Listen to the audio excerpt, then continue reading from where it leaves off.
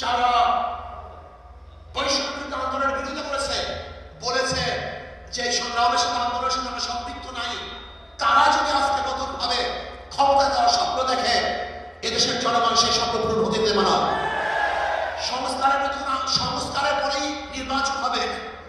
আজকে সংস্কার করতে যারা বাধা সৃষ্টি করেছেন, আমি বলবো দীর্ঘ 16 বছর কোথায় ছিলেন? রাত ডাকছেন বলবো, বিএনপি আপনারা কোথায় ছিলেন?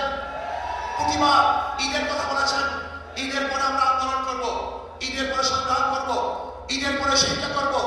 হাজার ঈদ চলে গেছে, আপনারা আন্দোলন করতে পারেন নাই।